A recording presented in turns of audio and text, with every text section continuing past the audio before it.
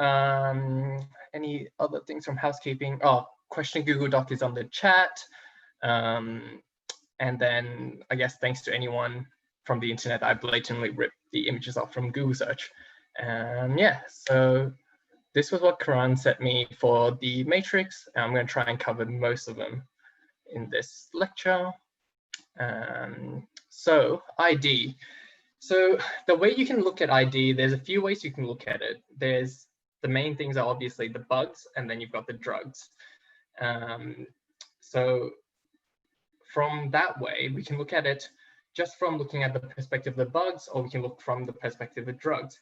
And I don't want to bore you guys because Jessie Jo from last year's revision lecture, she was previously a pharmacist. She does a very good summary of all the different bugs and all the different antibiotics and their side effects and the ADRs. So I'm just going to give my own quick summary of everything regarding the bugs, and then I'll show you my method of how I remember all the ID stuff. Yep, so the first thing is, got this.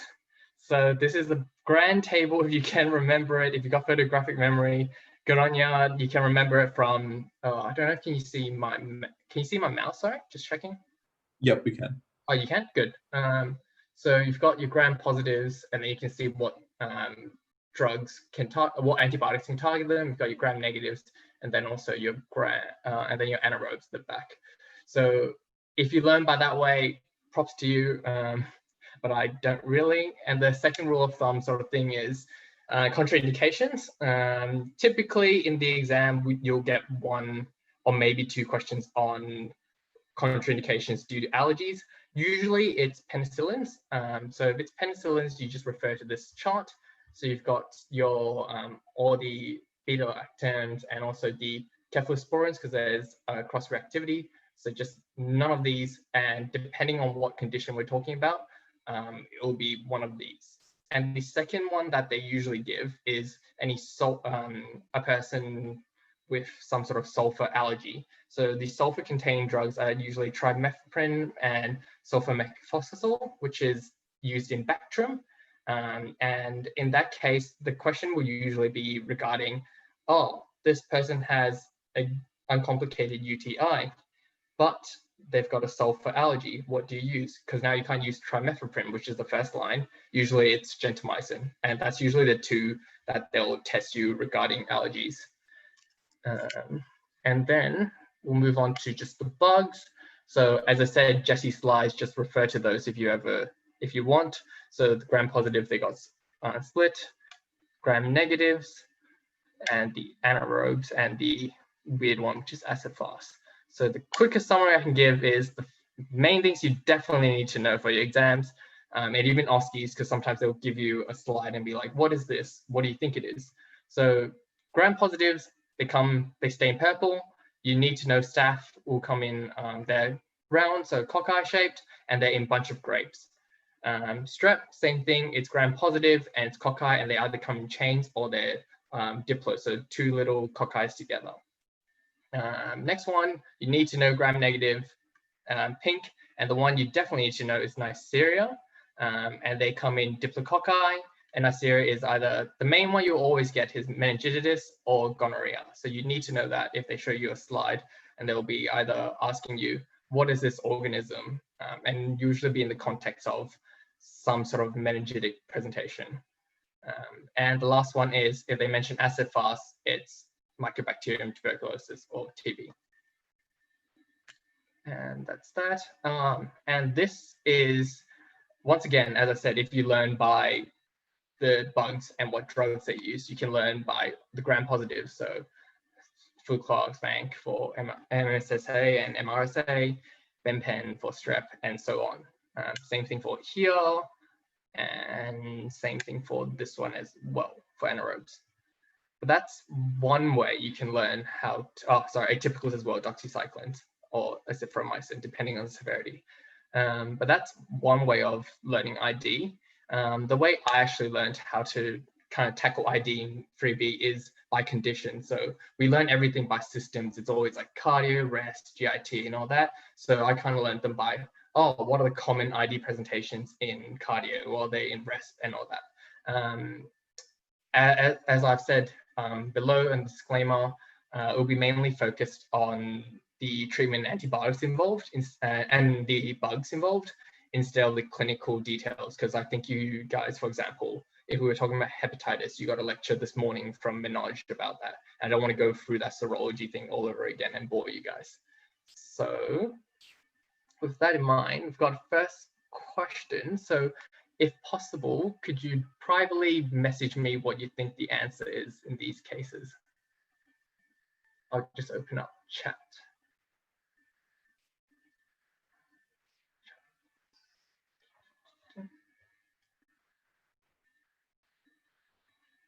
Ooh, sorry.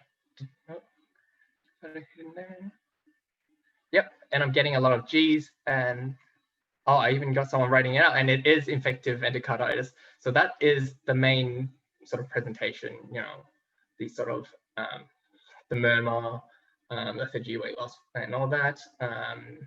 So it's pretty much, it's just beaming out at you that it's infective endocarditis.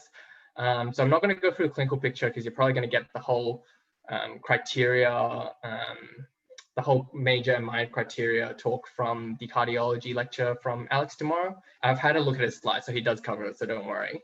But what you do for infective endocarditis is everyone will be put on Fluclox and Gent, and depending on what sort of valve you have, so if you've got a prosthetic valve, we use Vanc in case of MRSA, and if you've got native valve, you add on Benpen.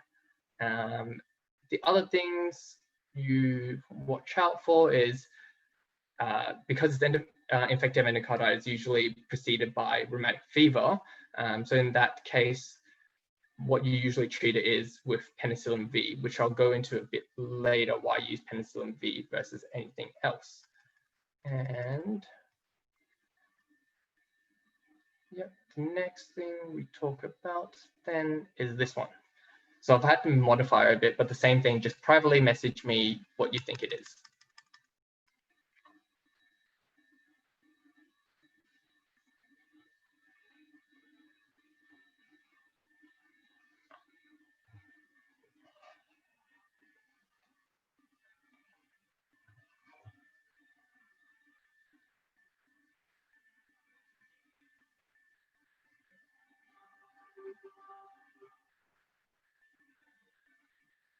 Yep, getting a lot of different answers for this one. I've got all the answers in my post slides, so I'll in my notes. So I'll give you all the post slides afterwards, so don't worry. But for this case, if we look at it, I don't know if this is blocking the way, but I've got a 67-year-old male, fever, cough. So you're thinking, oh, it's probably pneumonia. So pneumonia, you think you try and rate the severity. So in this case, his only positive finding is that he's on his O2 sats is below 85%, which is just one, I guess, one thing that's positive, and the rest just tells you what sort of bug it is. Does anyone know what sort of bug is gram-positive diplococci and causes pneumonia? Yeah, exactly. Everyone's getting it correct. Yeah, it's strep. So for this case, because it is just one positive finding, no changes to like tachycardia, no changes in mental state or work of breathing, only SATs is lowered. From the criteria, there's actually amoxicillin. So it's only counted as mild. So you only need to give amoxi. And these are slides. Why is it not changing? So this is a slide for that. Pneumonia, so you've got to know the common bugs, and pretty much is all buzzwords for it. So he is over 65. I believe when someone in the chat wrote that he is over 65. If you go by one of the criteria, which is the SMART cough one, if you have two criteria, it's still counted as mild. I think it's 0 to 2 is still counted as mild, and then 3 to 4 is moderate. Yeah. But so corpse is 2, which is severe. Does corpse 65 look at O2 sats, or is it urea? I believe it's curve 65, is it not? look, I could be absolutely wrong.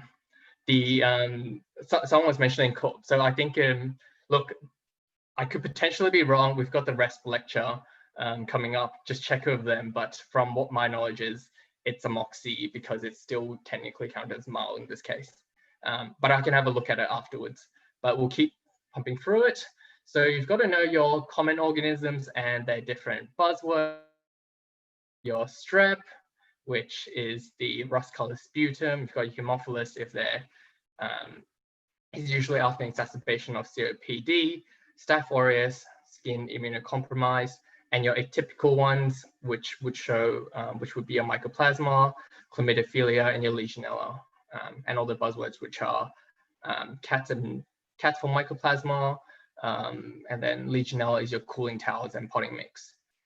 And I've got listed down below all the other buzzwords as well and all their relevance. And there's also even another table that summarizes all this. So have a read of it because the stems they usually give on exams have one of these sort of associations and you can usually guess what they are. And this is pretty much the rest things, as I said. Yep, just revise this, which I think the RESP lecturer will definitely give it to you. But the way to remember what to do for pneumonia is, and the antibiotics wise is remember A, B, C, D, A. So if you draw a table, mild, moderate, severe, typical and atypical cover, you go A, B, C, D, and A. So if it's typical cover, you give them amoxi, mild, typical amoxi, and then doxy, moderate, benpen and doxy, severe, ceftriaxone and zithromycin. So that's how to remember the antibiotics. And then for hospital acquired, you actually start more stronger and you don't technically give them a typical cover because a typical cover is usually more in the community setting. So we start with Augmentin first, and then we move on to IV Kef, and then we use the big guns, which is Pip-Taz. And then if we have the culture, we can then use these different drugs for them specifically. And moving on to the next one, just same thing.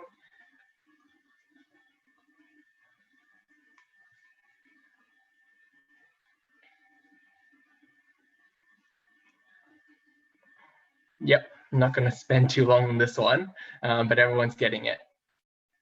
So it's, yep, mycoplasma, Mycobacterium tuberculosis, TB, and what is the stain that I said you have to remember for this one? Perfect, everyone's getting correct. So, yeah, TB. Once again, as I said, the clinical side, I'll leave it to the RESP lecturer to cover. But for TB, you got to remember RIPE, the RIPE regimen. So RIPE stands for rifampicin, isoniazid, pyrazidamide, and ethambutol. So the regimen goes, you use rifampicin and isoniazid for 6 months, while the other two you only use for the initial 2 months. And you've also got to know their biggest common ADR. So rifampicin, someone told me this, but rifampicin, you're pissing orange. So orange secretions, orange mucus secretions, and also in the urine as well. Isoniazid, you get a vitamin B6 deficiency, which causes peripheral neuropathy. Pyrazidamide is gout, and ethambutol sounds like alcohol. So when you drink too much, you get a bit blurred vision, so optic neuritis. So you need to know, as I said, the timing and the ADR. And for prophylaxis, so for those that perhaps was in contact with someone with TB or immunocompromised, you put them on isoniazid for 6 to 9 months. So that's TB, kind of the ID side of TB. And next question.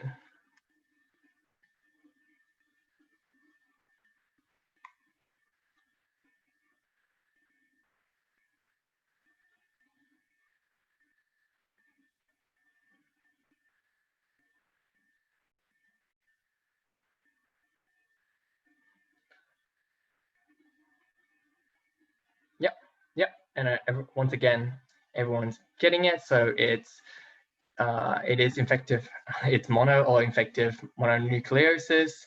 So G, does anyone know the other names for it? Perfect. Everyone's giving me the EBV. Yep. And glandular fever. Yes, it's also known as that too. So EBV, kissing disease, common in adolescent and young adults, as the name suggests, and it's also known as infection, mono or glandular fever. So the different signs and symptoms you get is you get your fever, you get your sore throat, you get lymphadenitis, especially at the post-auricular nodes, and you get hepatosplenomegaly. So the test that was described in the EMQ before was the monospot test. Interestingly, we don't really use that as often anymore, I've noticed, just because there's really high rates of false positives. And it's not very sensitive, I believe. But Monash still loves putting it in. So know it.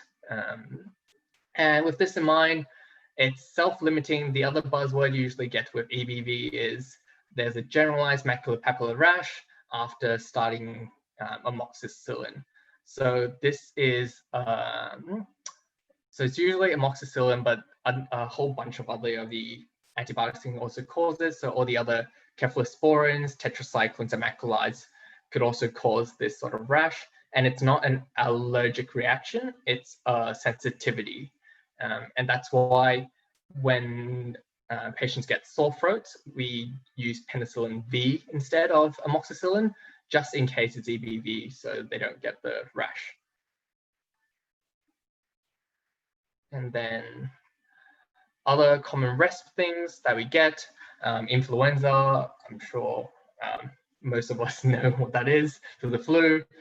Self-limiting, you can use antiviral or oseltamivir in the first 2 days if you want. And then signs and symptoms, you've got your early signs and symptoms, and you've got to consider the flu vaccine for high-risk groups, such as medical students that do go on placements. I hope you guys have been on a bit of placements this year. But otherwise, the main complication is a secondary bacterial pneumonia. It's commonly strep, but could also be staph and Haemophilus. Other things, as I've talked about before quickly in the EBV part, is if you get a sore throat, we learned that antibiotics is not necessary. 85% of them are self-limiting, and it's mostly viral. I got a quick question on the chat of what penicillin V is. This is what it is, phenoxymethylpenicillin, and we use it depending on what we call the Centaur criteria. So it's mainly for people that are on high-risk groups, such as people coming from Aboriginal and Torres Strait Islander descent. And what it actually does, it just reduces duration. It doesn't really cure it in that sense. But that's all the rest things. And I've got another question coming up. Same thing, just pop it in the chat.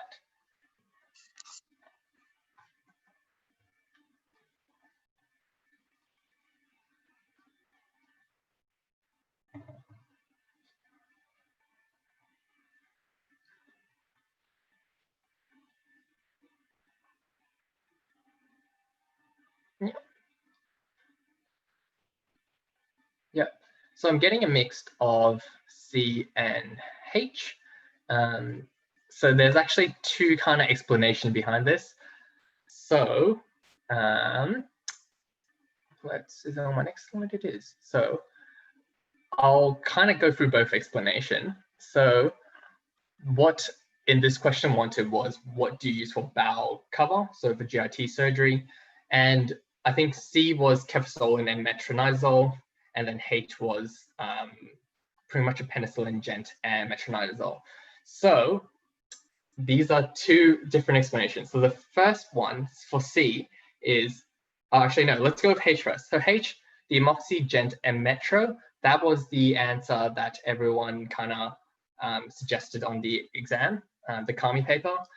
So and that's how most of us remember it. So the AGM, amoxi, gent, and metro, because they cover for both gram-positive, gram-negative, and anaerobes.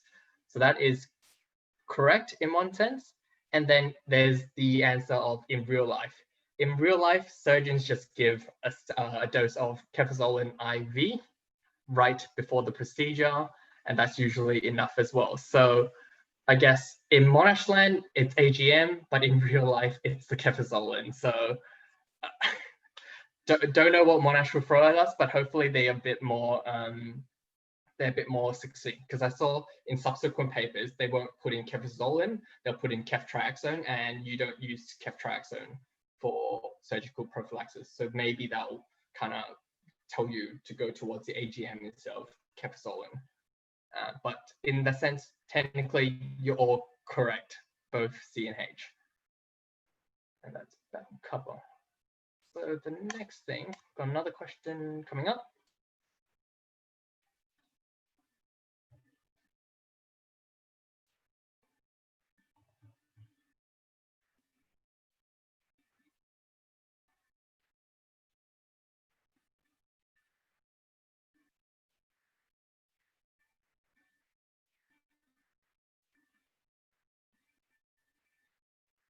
Yep, I'm getting some.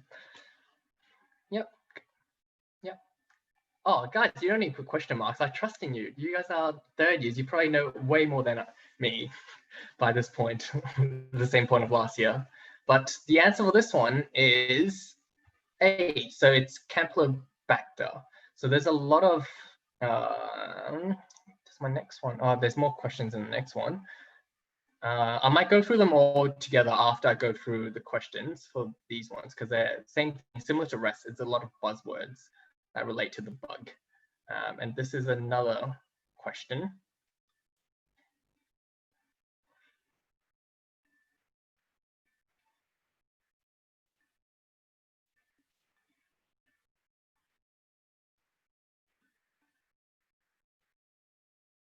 Another few seconds.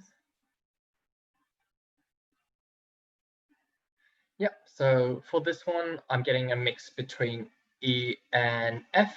And I'll, for this one, it's entamoeba, but I'll explain how you can't tell the difference later on. Oh, yep. Last question before we move on to talking about the topic. That's okay.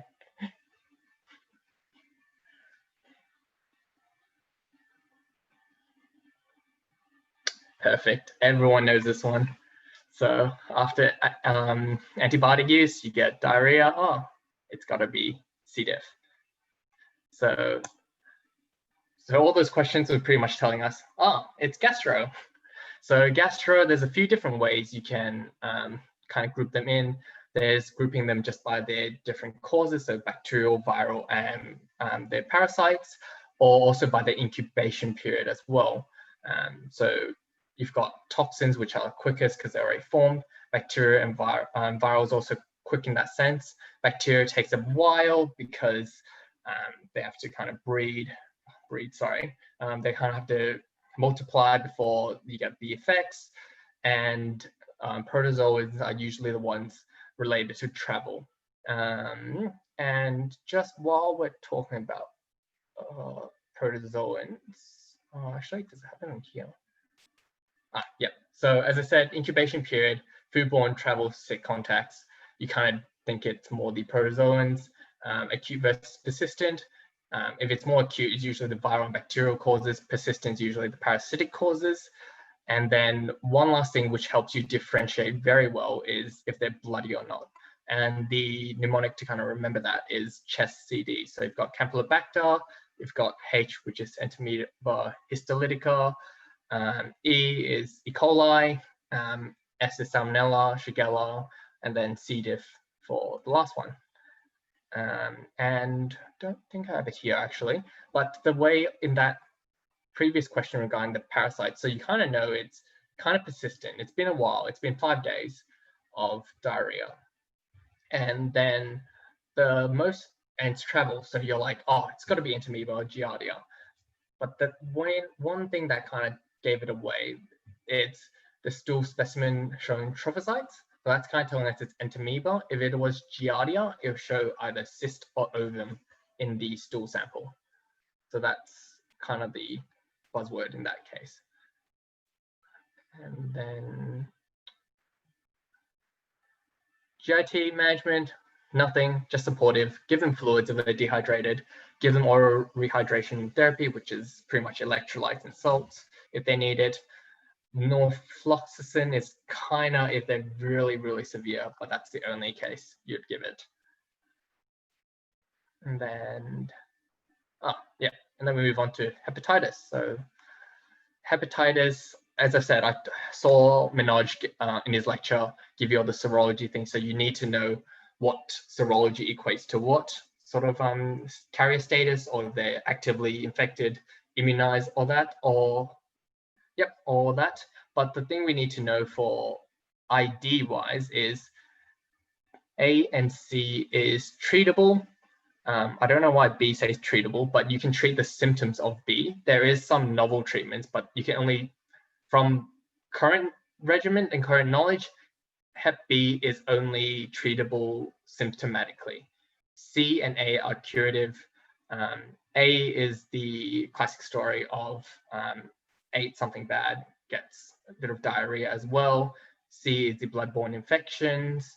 And with C, if you do get an OSCE regarding it, one important thing to ask is for the HCV PCR, and from that you get a genotype, and that's what guides the treatment. So it might be something that'll give you that extra mark if you get a kind of Hep C kind of station. But otherwise, that's the main thing you kind of need to know for hepatitis ID in the ID sort of realm. The next question, 2 of them. So I guess just give me both of them at the same time on chat.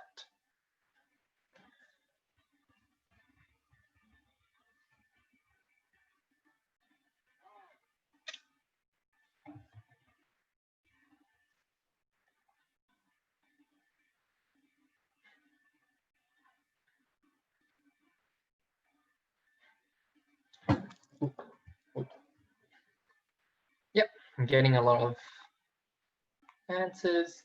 And so the answer for 51 is G, trimethoprim, and then 52 is D, which should be vancomycin. So I guess the next topic we're going on to is, oh, actually there's one more question, sorry.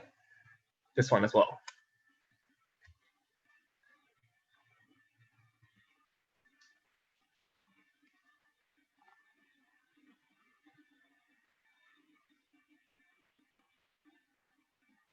Yep, getting a lot of E's. So it is gent in this case.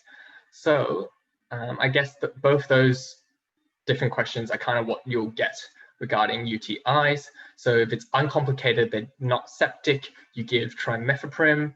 And then if there is complicated, which just means if they're septic or if they've got pyelonephritis, you give gentamicin.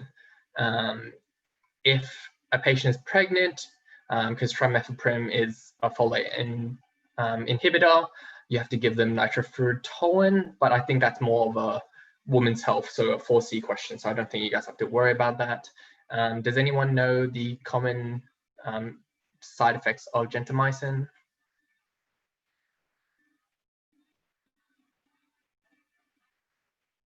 Yep. Yep. Getting a lot of that. Yep. So I'm getting a lot of, getting all the answer from the last question. Yes, you are correct. So you get a lot of the nephrotoxicity, you get the ototoxicity, which targets the vestibular system. So you get a bit of dizziness, and then you get the vertigo, you get the vertigo. And they also have something called Redmond syndrome. So this isn't a reaction, but more of a dosing dependent ADR, and pretty much should just turn red. So, the next one, it's, I have a question regarding this one. No, so this is STIs. The next one we talk about is STIs.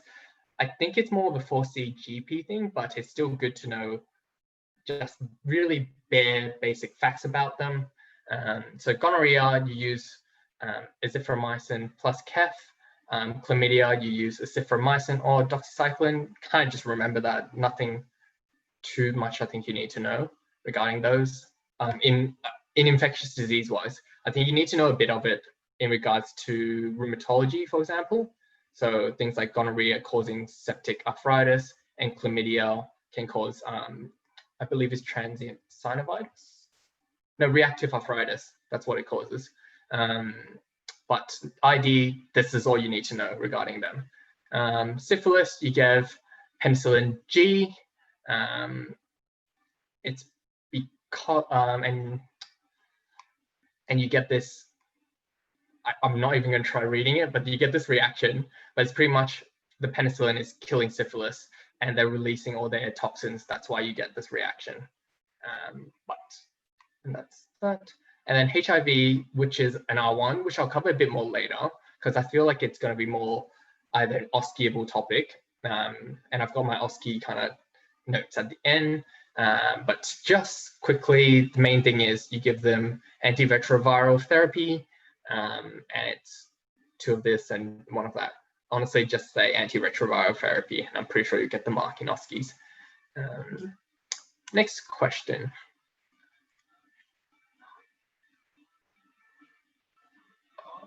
Oh, and also, I don't know if, yeah, if you've got any questions, check on the Google Doc, because I'll try and get through it at the end.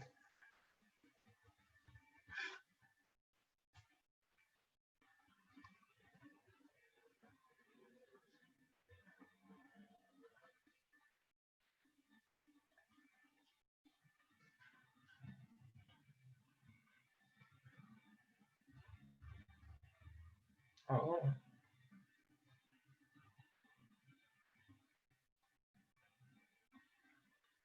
Yeah, so I'm getting a lot of B's, but telling me that, oh, don't we give ceftriaxone empirically? And for this question, it is right. It's B. It's benpen, but we do also give ceftriaxone empirically. So I did check ETG very specifically for this topic, meningitis, because it's so long. But we'll go through it now. So meningitis, what are the common bugs? You've got your bacterial causes and you've got your viral causes. So the ones you need to have down is Neisseria meningitis for bacterial, and also strep can cause it. You can kind of know from the age range what they are, and then with viral is usually HSV or herpes. Does anyone know the classical things that if they've got meningococcal meningitis, what they present with?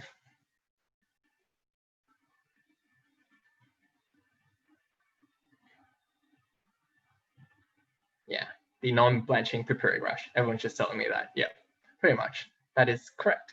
So we move on to here. Everyone's correct. Empirically, if you think it's meningitis, if you've got any clinical signs of meningism, so neck stiffness, fever, some of the photophobia and all that signs, you give them ceftriaxone and dexamethasone. You don't think, you just give it to them and then you transfer them over to ED or to the hospital, depending on your setting. You give them that. The only reason why the other question was, the answer for the other question was benpen, was because it gave you all that specific thing about a meningococcal rash. It's got fever, you've got the petechial non-blanching rash. That's why it was benpen in that case. Or you can give, oh, actually, you can also give ceftriaxone. Sorry, I guess that's from my ETCG search and I forgot it myself, but I guess you can give either. Yeah, fair enough. So I guess easiest way maybe just to remember ceftriaxone then. But no dexamethasone, because it actually does not improve outcomes at all with that. Oh, there was no ceftriaxone on the list. Oh, okay, thanks for that, letting me know. But yeah, benpen then, benpen or kef. And then after doing your LP, then you grow your culture and you find the specific bugs. So same thing if you find, if you don't get the clinical signs of the meningococcal rash, which I believe doesn't happen in 5 to 10% of cases, then after an LP, you start them on benpen because you find it's meningitis. Strep, benpen, listeria, benpen, Haemophilus influenza, KEFT, MRSA, always vanc, and viral, it's usually self-resolving, but I think you still give acyclovir just in case. But empirically, if you get an OSCE, any suspicion, just say ceftriaxone and dexamethasone, and you'll be fine. Okay, next question.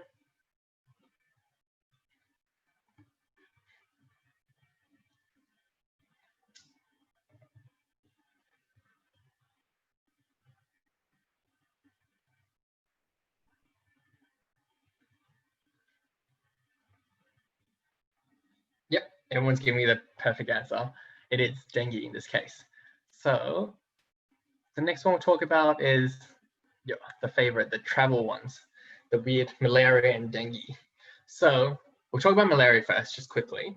So malaria, the most common one that causes it is the Plasmodium falciparum, and the worst, so that's the most common, but the one with the worst outcome is Plasmodium vivax, and it's spread by the Anopheles mosquito. Just note it's a nighttime biter, so people don't have proper protection in nighttime, and it's in the regions of these ones as listed below. Risk factors, usually to do with their immune system and also the exposure. So as you can see, pregnant, young or old, immunocompromised, traveling to these regions, and not having any prophylactic medications, or just poor preparation, like not using bed nets at night, not using insecticide sprays. Oh, someone's telling me falciparum is worse. Could potentially be it. I'll have a check of it. I'm just not too sure. That was just from my notes. But I'm honestly, I think you guys will probably be smarter and probably are correct in this case. But I'll check my notes afterwards. I'll check Google, I guess. Yeah. So this whole thing is the cycle of malaria. Don't bother learning it. There's no point. Just know that it affects liver cells and your red blood cells, and the symptoms you're getting is due to their rupture, and more pathophys if you want, but you get the rupture and release these toxins there, causing the cyclical fever. So clinically, the buzzwordy clinical presentation you'll get is the cyclical fever. So it comes and goes, and they're anuria, so no urine output. As I said, the other history findings usually do with exposure. You've got your systemic kind of features. You've got your headache, weakness, myalgia, arthralgia, anorexia, diarrhea, nausea, vomiting, and just unspecific things. Examination, you've got hepatosplenomegaly, you've got pallor, and you've got jaundice. And the other thing as well, and investigations, technically you should be doing all this, but the most important one you have to remember for malaria is to do a thick and thin film smear. So what this is, it's a blood smear, and a thick smear is you kind of leave, as the name suggests, you do a thick smear, and it gives you the quantitative, so it tells you how much of the parasite is in your system. And the thin smear, you get less cells, you get less of the parasite, and it's telling you what specific parasite it is. So you've got to mention that in your OSCEs, or remembering what they are in that case. And then with that in mind, the management and the counseling regarding it is reducing the risk factors we've talked about at the start, the ones that you can modify. So making sure they're on some preventative medication, such as doxycycline, methoxyquin, and malarone. So usually people visit their GP beforehand to get that. Proper other risk factors, wearing long sleeve clothing, using insecticide sprays, and using bed nets. But if they do unfortunately get it and they come back, mainly it's supportive, so manage their blood sugars, their fluids, their blood products that they need, and their airways. And then medically is using an artemisinin containing therapy. So you've got these ones listed below. And so in comparison to that, we've got dengue. So dengue is caused by an RNA flavivirus, another mosquito, but the comparison is it's a day bite in this time.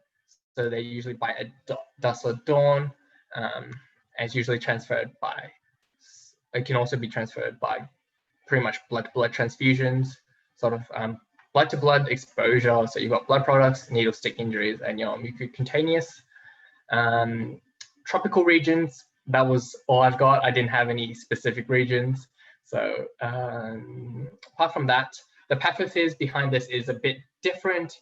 It's due to the immune reaction to the virus that's causing the damage in this case. So mainly it's the immune reaction. So you get a cytokine storm, your endothelial barrier gets a bit weak. So then fluid starts leaking out into the third space, and with less fluid, less, I guess, perfusion to the rest of your body, you get organ failure. It also causes thrombocytopenia and coagulopathy. That's why you get hemorrhage. And the classical things you find with this case is you get a rash, you get bone pain, and you get retroorbital pain. You also get a fever, which gets progressively worsens. It doesn't go cyclical like malaria, and all the other ones which are related to its pathophys. So you've got circulatory collapse because you're losing your fluids out into the third space, and these fluids go into your peritoneum, and you get ascites, you get big organs, and you get your hemorrhagic signs. So that's kind of what the rash you'll see. It's usually described as what I've written there. And sometimes people do a tourniquet test for dengue. You inflate the cuff. It's all this instruction here, but what it's essentially just saying is you use a BP cuff, you cuff one of the parts of the arm, and then you release it, and you can see it, and then you get these petechial spots. And that's just because you've got reduced blood. You've got reduced blood in your vascular system, so reduced to these end organs, and you've also got the hemorrhagic signs, as I said, so it will show up as petechiae. And with that in mind, the investigations you want to do is your bloods. The main one here will be serology or your ELISA NS1, because it is a virus compared to malaria. You can't really do the thick and thin film. You'll probably still mention it in an OSCE setting just to say, I'll rule out, I'll do a thick and thin smear just to rule out malaria, but for dengue specifically, it's the ELISA, and management is mainly supportive. So they're losing fluid, give them fluid. They're in pain, or you give them analgesia. They need blood, you give them blood, and ICU admission if required. So after talking about these two, I've kind of mentioned it while I was talking, but the main thing is kind of getting the image of what is malaria and what is dengue. So causes, the Plasmodium versus the RNA virus, incubation period, longer malaria, shorter dengue, symptoms, the cyclical fever and the anuria. Dengue is the headache, bone pain, and the rash. Diagnosis, we've kind of talked about that as well. So move on to the next question.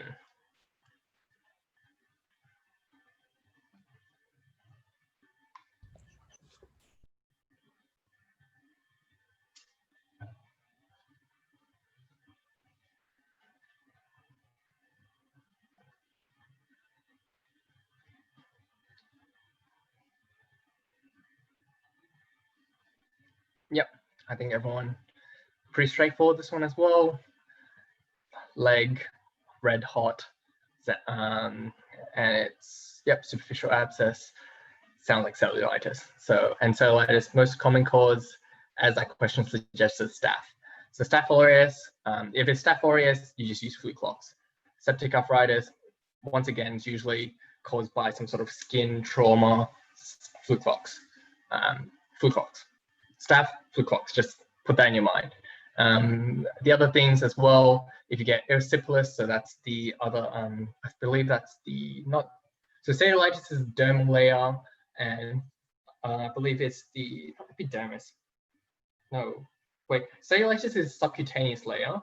Erysipelas is infection of the dermal layer, and you use penicillin V. And for bites, such as dog bites, you use augmentin. And then quickly, OSCE tips. I know you guys have the Monskis as well, but it's just, I'm just putting it here just for you guys, just to refer to, I guess, the day before, if you get this, when you get the stems and you're just stressed out. But you've got your investigations for septic workup, and they're mostly here. There's other things you consider depending on the presentation. Fever in return traveler commonly comes up. So asking them for the history of presenting complaint, or the sort of systemic questions, your myalgia, headaches, any other changes, and then your systems review.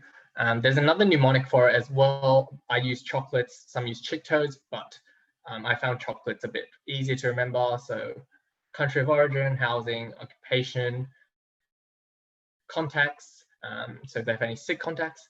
O was a bit of a stretch, but other meds, so using prophylactic medications and vaccinations before they went traveling, what they did, animal exposure, traveling, where they traveled to specifically, eating and drinking, and sexual history. And these are kind of the buzzwords or more like the clinical things you kind of see with each of the fever in return traveler sort of presentations. And don't forget common stuff also, like if they got the flu, they got the flu.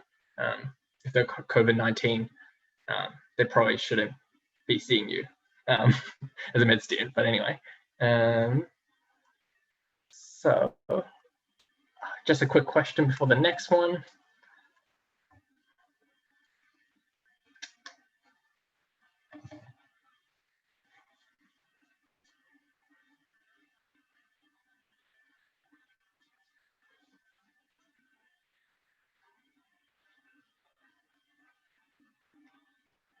This one is a bit more difficult, so I'll give it a bit more a second.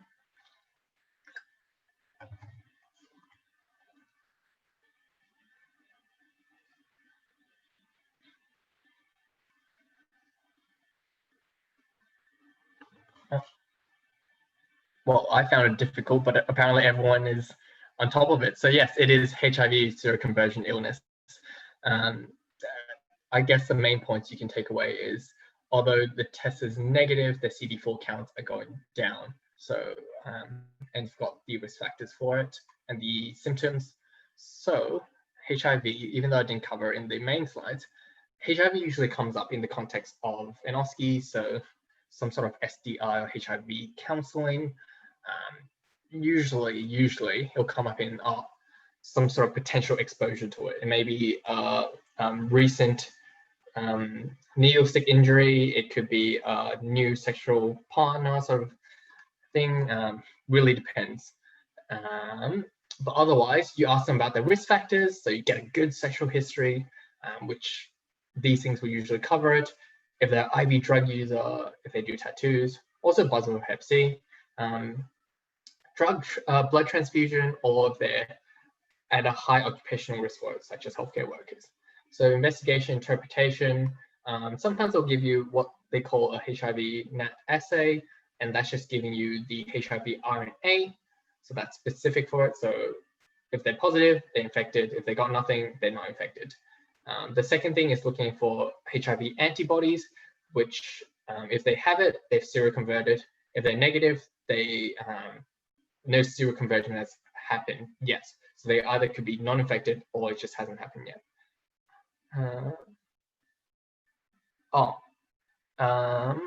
Just quickly, someone popped this question and it kind of relates to this. So it was regarding, yep, sure, seroconversion. Yep, so the question in the chat, which kind of relates to this, so I can explain quickly, is why HIV ELISA test was negative, even though his for CD4 count is low. Because ELISA test uses antibodies, which is kind of, sorry, let me get this correct. So ELISA tests usually depend on the amount of antibodies. So in this case, if even though they don't have the antibodies, they are still infected with HIV, and that's why it has an effect on the CD4 count. And seroconversion essentially means, has the body produced antibodies against the pathogen yet? So in the case of HIV, it's if they have HIV antibodies present. But if there's no seroconversion, it just means no antibody present. But that's mainly it. I hope that answers the question. All good. And then remember, it is remember it's Breaking Bad news. That's, yeah, just remember. So warning shot, all that stuff. You guys know. And then talking to them about management, it's incurable but treatable with, as I said, ART. And the statement nowadays, I learned this when I was over there, Alfred, is undetectable equals untransmissible. And if you want the diagram marks, just draw them. As your viral load goes up, your CD4 count goes down. But then if you've got a low viral load, it's pretty much non-transmissible, so it's fine, but you still want to take the necessary precautions. That's that. And then the other common questions a patient will come at you will be like, so I have AIDS, you explain to them. And then exam-wise, on the next slide, I'll have another slide. Do I have to inform a partner, notifiable disease, recommend contact tracing, and then how do I prevent transmitting it, reduce risk factors, and partners can take PrEP, which is essentially ART. Essentially, like basic, you can go into it more further, but it's basically that. And in regards to the AIDS question, a lot of exams would have this question, would be like, what is an AIDS defining illness? And you've just got to know like a bunch of them. So I guess the most common one that they'll ask is PJP, which causes a pneumonia. But that's that. I think that's it for ID. So I'm going to end this screen share. And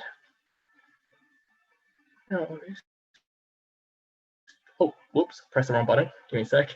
And I'll open up my one for derm and breast. So derm and breast is a bit faster, I hope, but I've got some questions, and depending on time, I can just skip through them and you guys can go through it later on. So just let me open this up.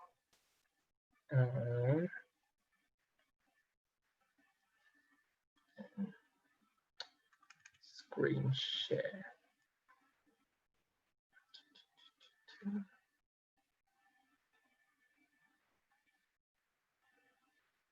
Yep, should be shared now. Is that okay? Can you see?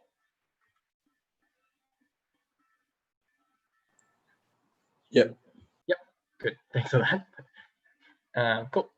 Okay, so breast and derm and pretty much any relevant pathology. I try to cut them down because honestly, it's a lot of content. So I try to cut down to mainly the things that are relevant, especially since this is a revision lecture. If you want the full things, revise the path notes or any notes you have yourself. So just regarding pathology, essentially, if you don't know about these two things, get on it. So Lippincott, Rubin's Pathology book has all the questions, and then all your pathology self-assessment MCQ modules. Just, the modules are broken. Are they all broken?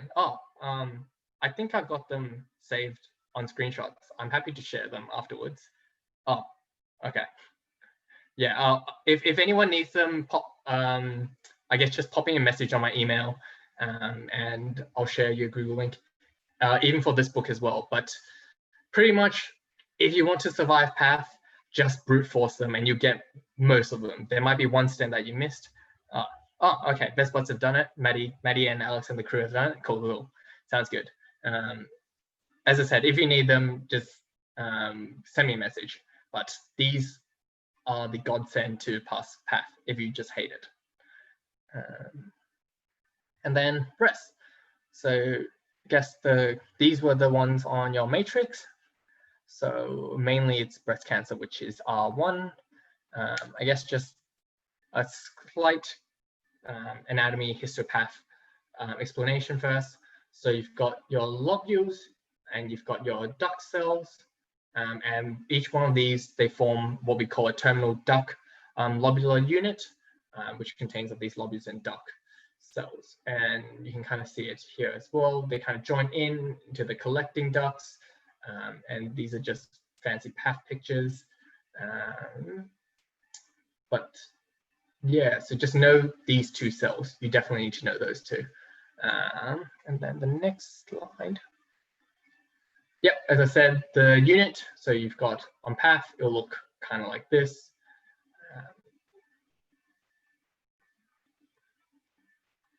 And the last thing you kind of need to know, the cell-wise, is these myoepithelial cells.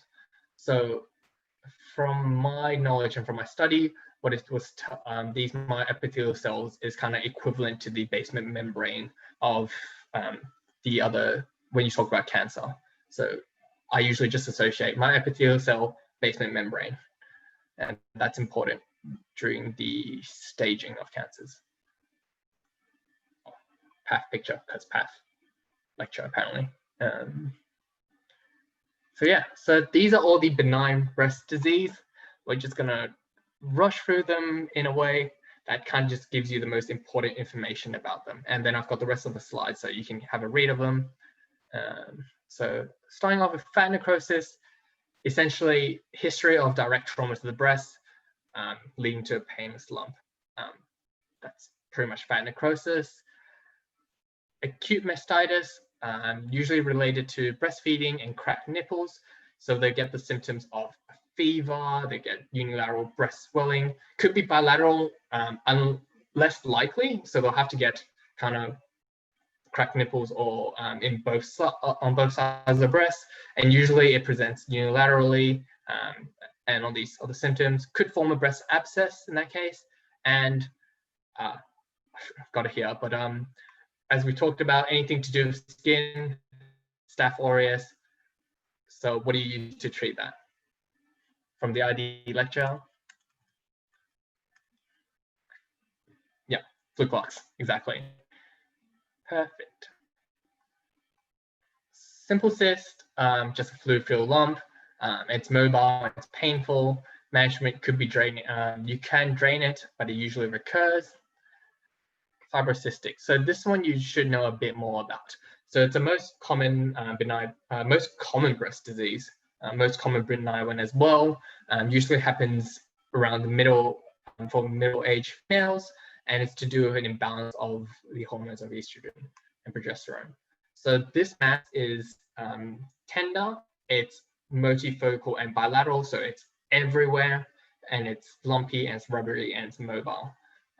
Path-wise, it would probably state there's cystic dilatation of the terminal ducts, epithelial hyperplasia, and relative increase in fibrostroma, which is less important. And in comparison to that, fibroadenoma, this is the most common benign breast tumor. Yeah, and this happens in younger females, and it is usually associated with fluctuations of the menstrual cycle. So when estrogen is high levels, it usually form a fibroadenoma in that case. And this mass, in comparison to fibrocystic, it's painless. It's usually just one, so it's usually unilateral, and it's a firm, rubbery, discrete, well-defined mass.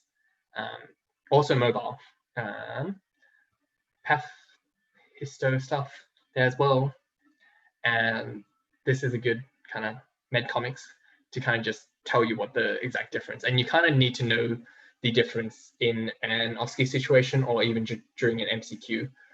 The main ones I've kind of highlighted. Fibrocystic is bilateral, so it's widespread, painful. Fibroadenoma, usually just one mass, mobile, and it's non-painful. Next one is intraductal papilloma. I didn't really remember much from it, just apart from the fact it's there. The buzzword is serous bloody nipple discharge, and it's unilateral.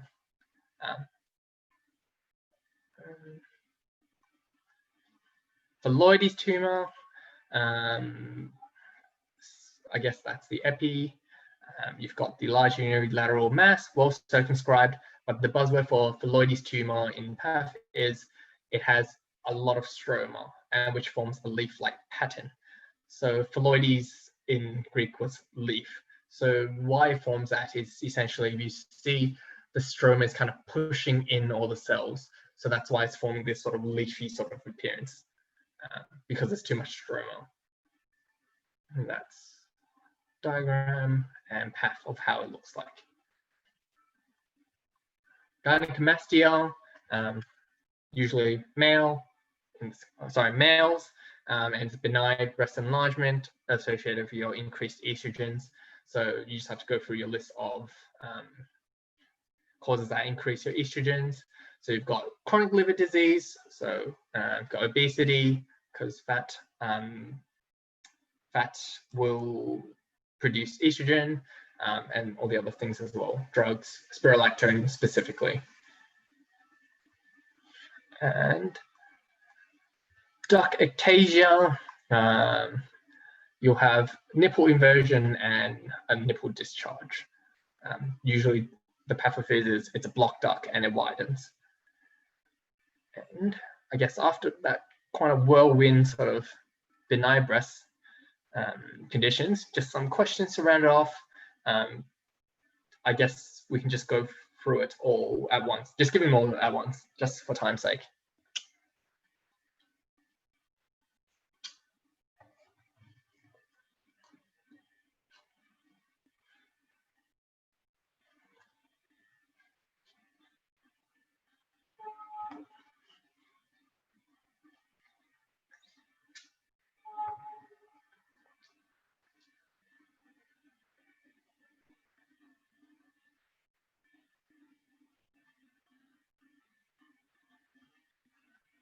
Give it another 2 seconds.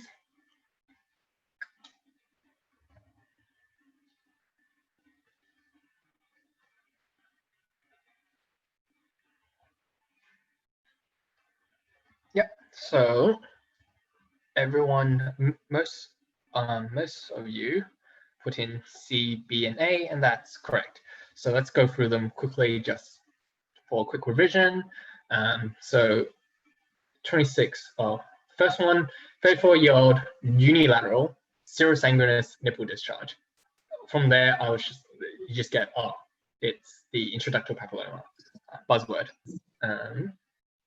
Second one, you've got your breast pain, which increases menses. So related to hormonal, so you've only got your fibrocystic and your fibroadenoma, or gynecomastia as well, but female.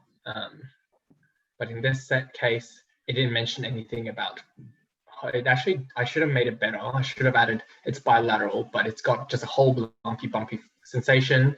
So this was fibrocystic and classical one, female, asymptomatic, 1 cm, non-tender, mobile, right, mobile mass, individual mass, and that is your fibroadenoma.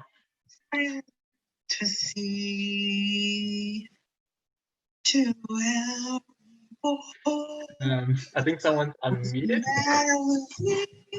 Nice singing. Okay. Is there any way? Yep. They've got it. They've done it. Thank you.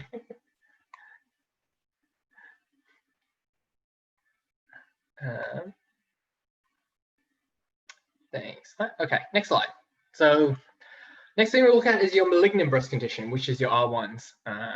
So you've got your ductal carcinoma in situ, and then the invasive, lobular carcinoma in situ, and then your invasive, and then your inflammatory breast cancer, and also your Paget's. Not the bone one, a bit different. Yeah, no worries, Zachary. Interesting voice memo though. Anyway, so we go ductal. So ductal, so you've got your, so it's, if it's in situ, I think everyone knows, everyone roughly knows this. If it's in situ, it's still in the site, it hasn't crossed the basement membrane. And as I said at the start of the lecture, the thing we wanted to know, we associate with basement membrane is the my epithelial layer. So ductal carcinoma in situ, you have the intact myepithelial layer. It's in situ, confined to basement membrane. Also, ductal, you've got your calcification, which you can see on mammogram. It's got a good prognosis. Invasive is the most common malignant breast cancer. The precursor is usually DCIS. You've got the loss of the myepithelial layer because now it's invasive. And you've got Mets, which usually are to the lungs and they're described as cannonballs. Got a bit of the diagram here to show you what I meant. And then we move on to lobular. So lobular, you've got your LCIS. Once again, non-invasive, intact myepithelial layer in situ. Just kind of put that in your head. Compared to ductal, no calcification, good prognosis once again. Invasive, you've got Mets once again, multifocal and bilateral, but the most buzzwordy thing for lobular ones are single file appearance, because compared to ductal cells, they don't have something called E-coherent, and so they don't follow the duct kind of, because they're not forming a lining of a duct. They're the lobular cells at the start that we talked about. And the most important thing with these facts in mind is the comparison between them.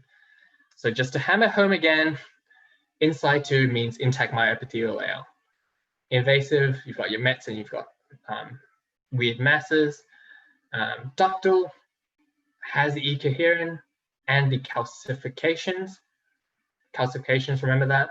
Lobular, no E-coherent, no calcifications.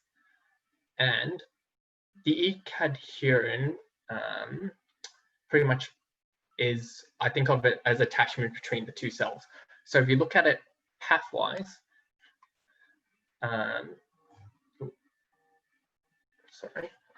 pathwise, this is what it looks like. You've got DCIS, you've got your LCIS, they're all confined because their myepithelial layer is intact.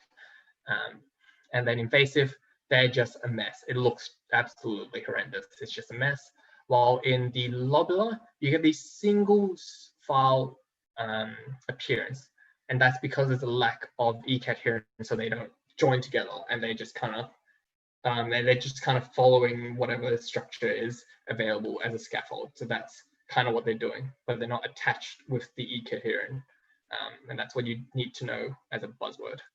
Does that make sense? Sorry, I don't think I explained it too well.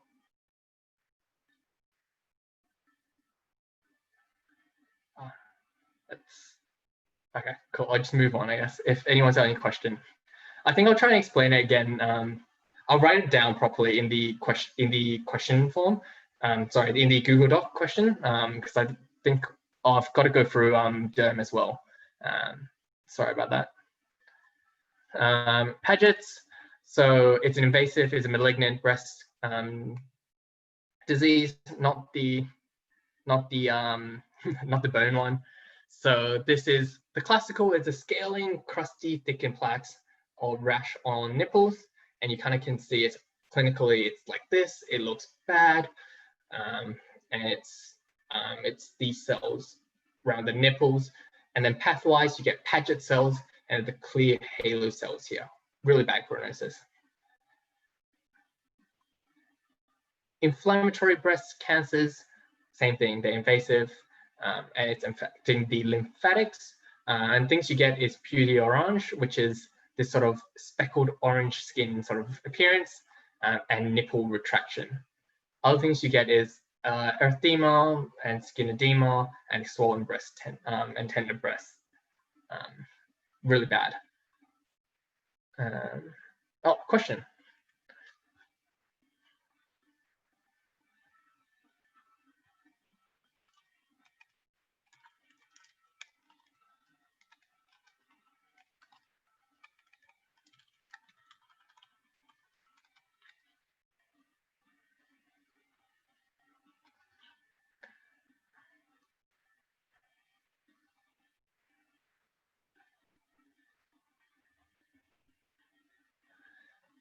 Yep, so everyone's For the sake of time, we'll just move on quickly. So this one is K, pretty obvious. If not, just have a revise of the slides beforehand. This one as well.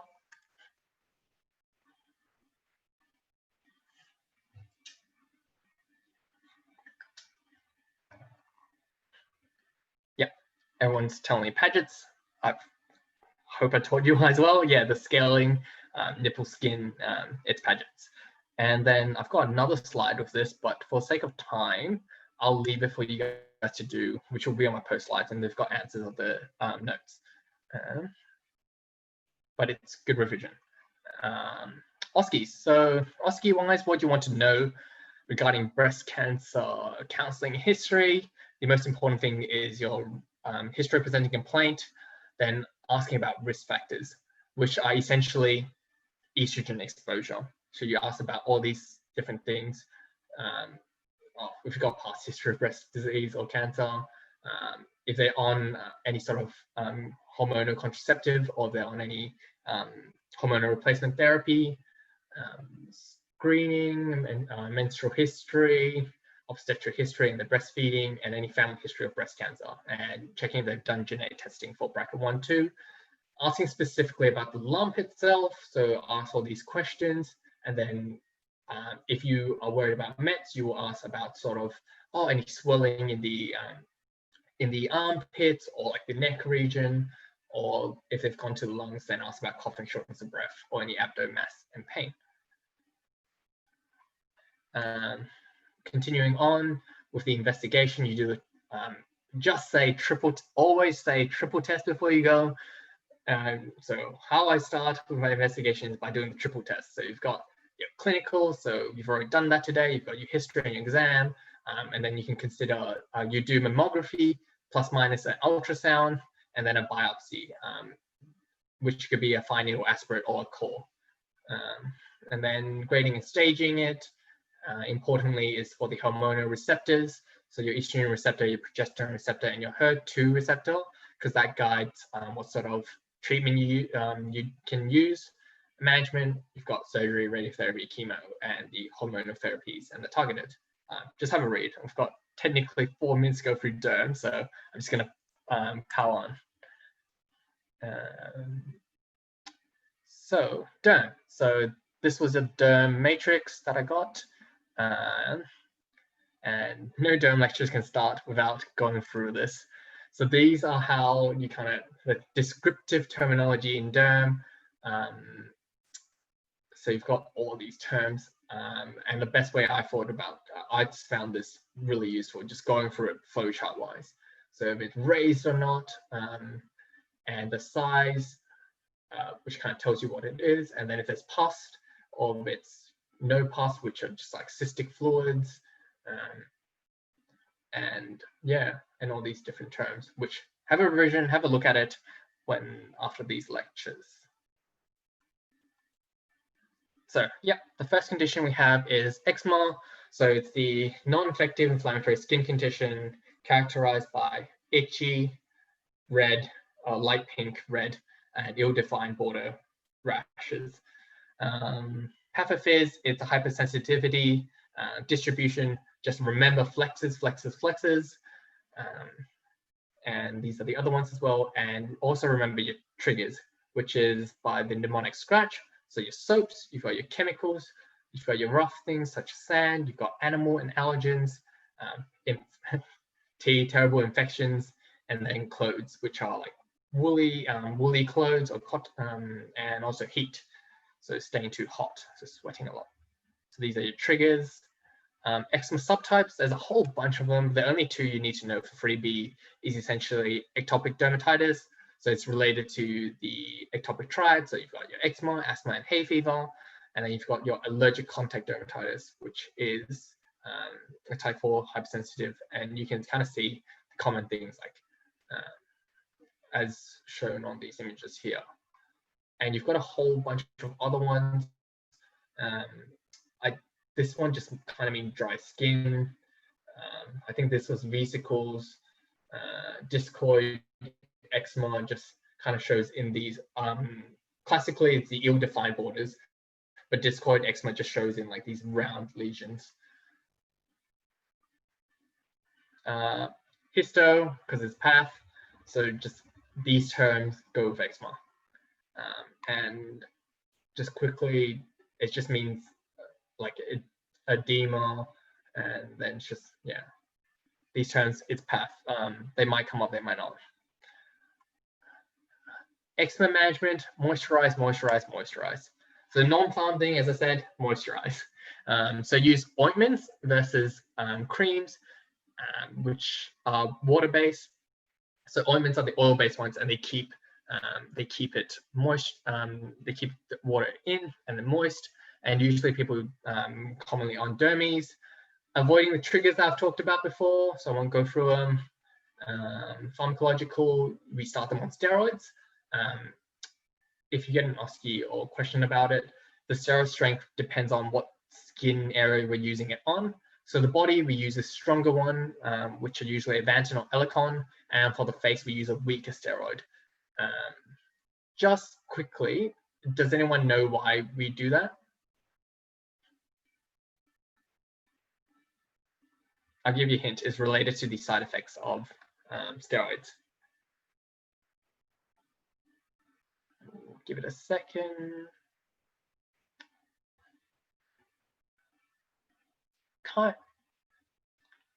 Yeah, they're all side effects of steroids, but the one we're most worried about in why we use a weaker in the face is for skin thinning and easing bruising. That's why we use a lower strength on the face. And otherwise, we also use wet dressings, but in these cases, they're usually inpatient. So they're usually on at the hospital. And if you had to mention OSCEs, you can go, I'll admit this patient and then use the standard flare-up eczema management plan. That's usually how they want you to present it. Otherwise, you worry about secondary infections. So the golden cross of impetigo, staph aureus. I'm just going to tell you because, you know, flu clots, I think I've drilled it in with you.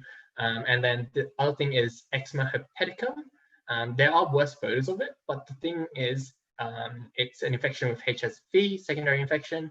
Why I use the eye one is it's an emergency because it can affect the eyes. And if it affects the eyes, it can cause permanent visual changes. That's why it's an emergency, and you send them in, give them per oral acyclovir. Other things you can mention is I'll refer to a dermatologist.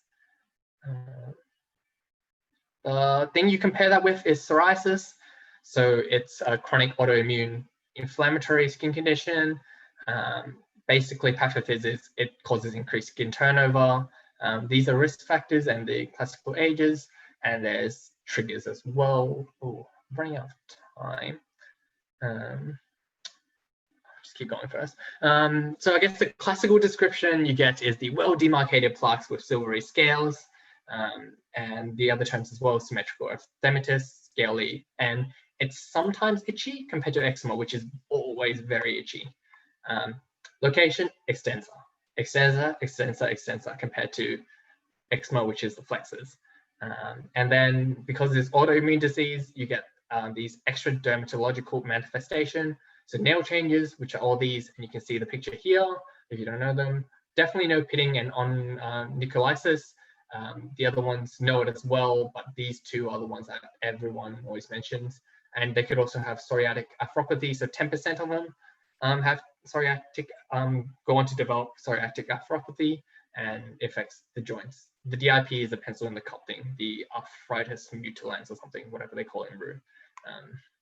And metabolic syndrome and cardiovascular disease as well. Management-wise, avoid triggers. Sunshine does help. Gentle, don't just go in the sun and like sunbake. Still use sunscreen. Psychological support, as it is a lifelong disease. As I said, the metabolic stuff, so risk reduction. And pharmacological depends on the severity. So if it's mild, give them steroids. If it's moderate, from moderate to severe onwards, you have to refer them to a specialist, and they can do UV phototherapy, or they can give them DMARD, such as methotrexate or cyclosporin. And if it's very severe, they'll use one of the biologics, and the classic one is the TNF-alpha inhibitor. Guttate psoriasis, all you need to know is it looks like this. It's raindrops, and it's usually post-strep infection. That's all you need to know about it. Yep, and so I guess for exam purposes, know the differences. So especially the symptoms and their distribution, which kind of will tell you what it is. Oh, leg ulcers. Karan, how much time do I have left, or is there anyone else going after me? I think this is the last lecture for the day, so we should go for a bit longer. Yeah, okay, so sure. So if anyone needs to leave, feel free to leave, but I'll just keep going on if that's okay. Is that okay? Yeah, that's fine. Yep, cool. Sorry about that. Didn't realize, yeah, I was trying to cut down on it already, but it's still 3 topics, which is a bit long. No, that's all right. Yeah, cool, thank you. Thanks, Nikki. Okay, let's go with leg ulcers. So quickly, leg ulcers, the main 3 or 4 you need to know is your arterial, your venous, your neuropathic, and your pressure ulcers. So your arterial, I think the best way to think about ulcers is, I guess, the pathophys or the way they're caused. So you've got your arterial ulcers. So arterial ulcers is caused because you don't have enough blood supply to the region. So in that case, it will be painful because you're getting ischemic changes to these points. So it's going to be dry, and you're not getting enough blood, so it's going to also be dry. So it's dry, painful, punched out ulcer, and it's on locations of like end arteries. So you've got lateral malleolus, toes, and tibia. Venous ulcer is because of venous insufficiency, so your blood not coming back properly. So you've got more blood in the region, so they're wet.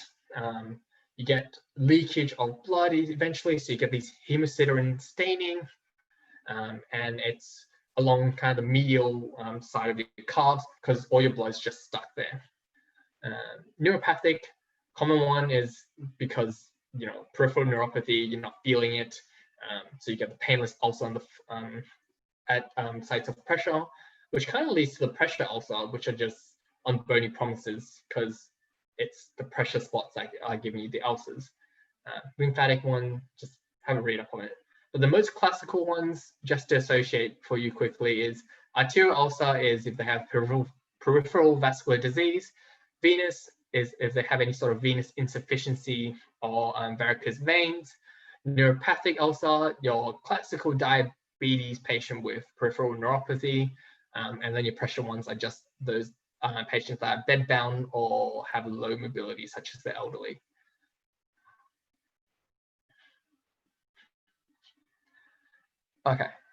Okay, so I got a question regarding the, has a diabetic patient with a painless ulcer on the sole, will we call that a neuropathic ulcer or a diabetic ulcer? I guess you can call it either in this case, but because it's telling me it's painless and it's on the sole, it's kind of, because that is also a region of pressure, I would more lean towards that it's a neuropathic ulcer versus an arterial ulcer. Does that make sense? I think it's a whole range of knowing the location, knowing the signs and symptoms, but the signs and symptoms kind of overlap, but it's the location that kind of tells me it's more likely a neuropathic ulcer versus a result from their peripheral vascular disease. Yeah, cool.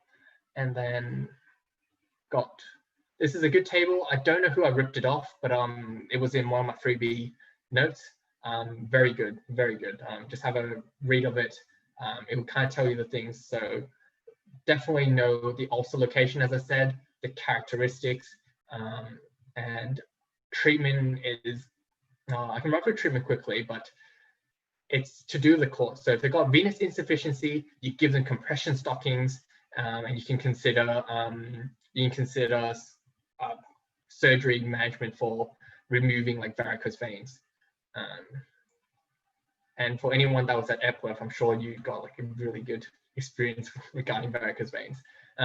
Arterial wise, it's due to the peripheral vascular disease. So put a stent in, revascularize. Neuropathic, just you can't really give them nerves, so you just prevent the pressure. So give them insoles or wear like non-tight fitting shoes.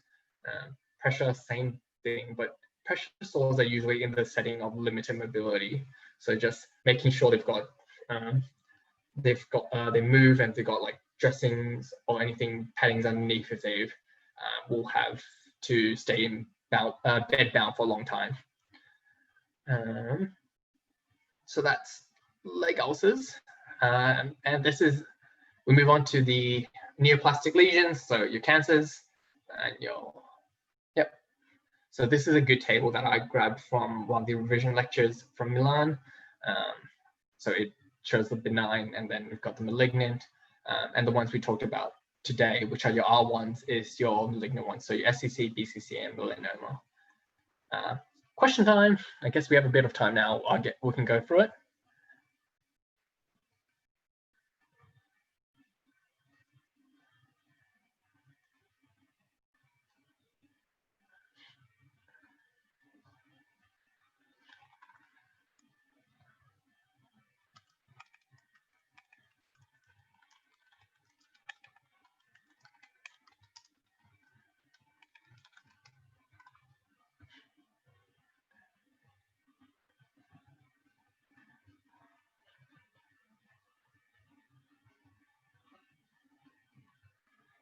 Okay, so I'm getting a bit of a mix between A and J. So this one is BCC, so it's A, but we'll go through it so you know how to tell the difference. It's really, really, I guess, easy in a way.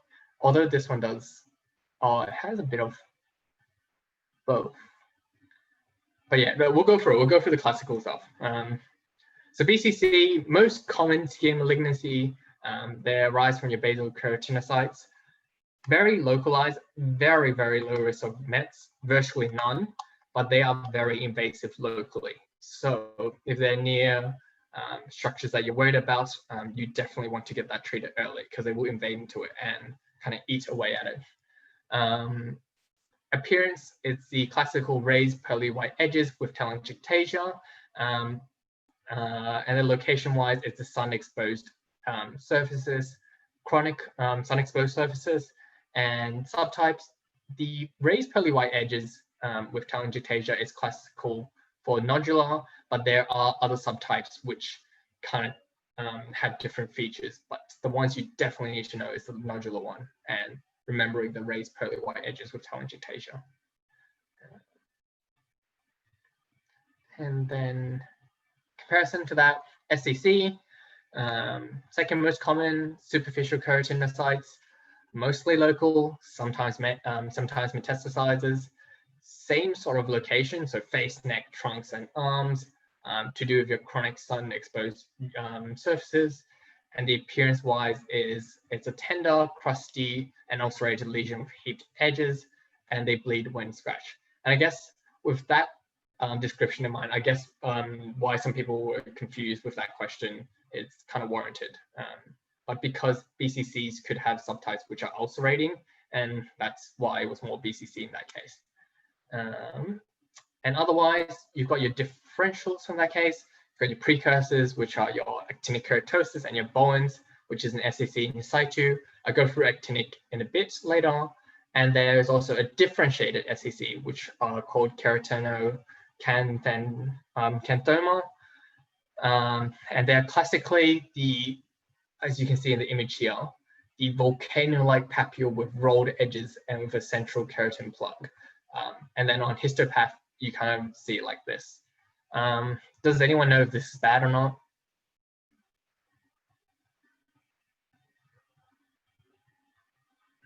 Give it a second. Yep. People are saying not. Yeah, it's pretty, because it's well differentiated. It's okay, and usually regresses spontaneously over 6 to 8 weeks. Yeah, exactly, self-resolving.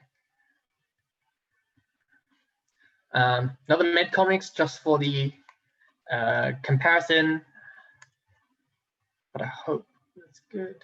And then melanoma, which is a big one. So they're less common compared to BCC and SCC skin cancer wise, but they have the worst prognosis.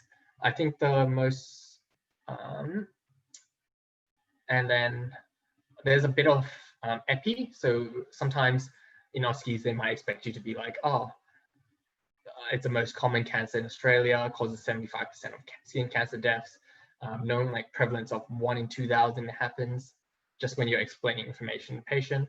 And the main difference is it's the melanocytes. So it's a pigmented lesion. Mets. So it has a lot of Mets. Location-wise, there, risk factors.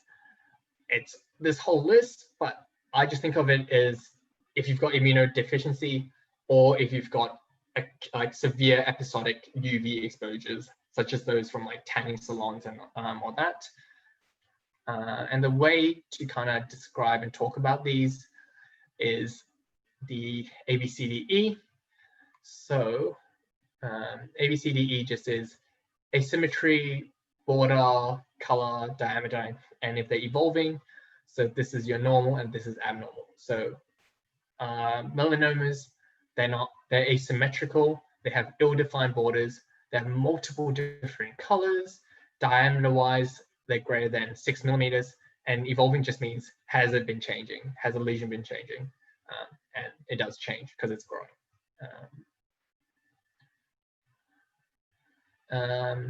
This one I ripped from Jessie, I believe, because she did a really good summary of the different types. So the main ones you definitely need to know is your nodular, and a good differential one would be your lentigo maligna. I think in all these cases, the thing you need to know is their prognosis and then their location. So nodular, worst prognosis, lentigo maligna, usually on the face, like freckles, superficially spreading, similar, depends on the region of exposure, and acral lentiginous is the sole of the foot or mucosa and under the nails. And yeah, best prognosis is the lentigo maligna as well. And then this was the investigation slide from her. Important points, doing a skin examination, especially using a dermatoscope. I hope everyone had the chance to use it, even though you didn't get much clinical practice this year. And then afterwards, it's a biopsy. You always say either a wide excisional biopsy. You never say a punch biopsy because you can physically seed a tumor. So you don't do a punch. If you're removing it, you remove the whole thing before you check what it is. So an excisional biopsy, which you'll get what we call Breslow's depth, and the most, you get what sort of cells it is, and what we want mainly is the Breslow's depth and also the clot level. You can also biopsy the lymph node, so for staging. But what the Breslow's depth tells us is the prognosis of this cancer, of the melanoma. So you can see all these numbers here. It just tells you how kind of deep it's gone down by millimeter wise, but it tells you prognostic factors. So if it's in situ, and also treatment, sorry, as you can see here, the recommended margin for cutting them out. But if it's in situ, 5-year survival rate is 90 to 100%. T1 goes down to 80 to 90, T2 70 to 80, T3 60 to 70, and T4 is 50%. So I just remember it by it goes down in 10% increments, if I ever need to say it in OSCEs. Clot level tells you kind of the anatomical level it goes down to. So it's 1 to 5. So remember PR, not the exam, but remember PR for papillary and the reticular dermis. So if you start with 3, it's right between them. 2 is, I believe, just the papillary dermis above it, papillary dermis, and then 1 is above the papillary dermis. 4 is at the reticular dermis then, and 5 is below the reticular dermis. which is the subcutaneous tissue.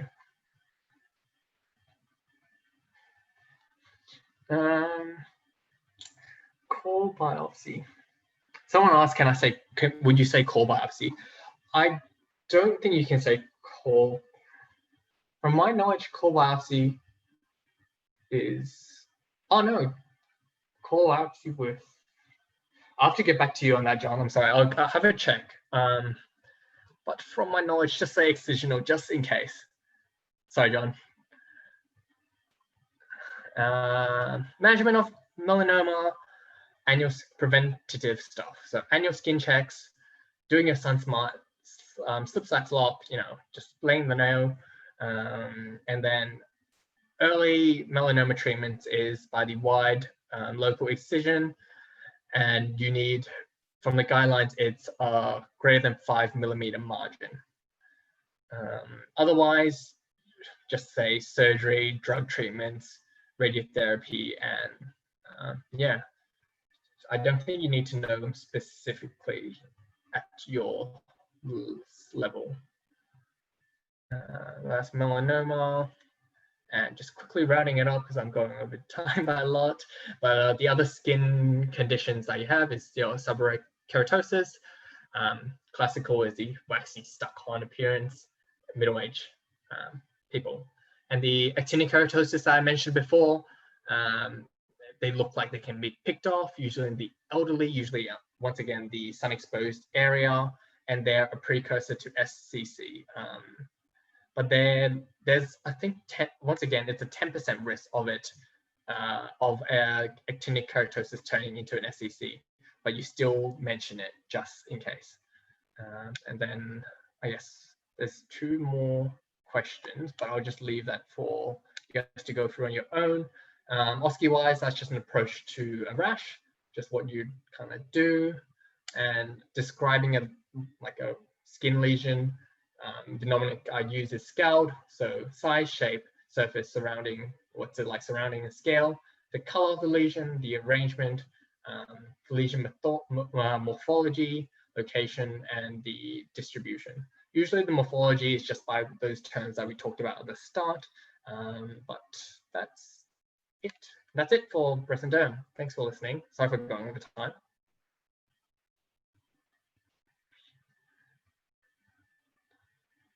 And yeah, as I said, I'll go through the questions in the Google Docs over this weekend, likely, hopefully. Thanks so much, Perkin. Sorry, that was a bit of a lot of content to cover, but I think it was really wonderful and I found it really useful as well. Thank you so much, and thank you all for coming. I know it's been a long day, but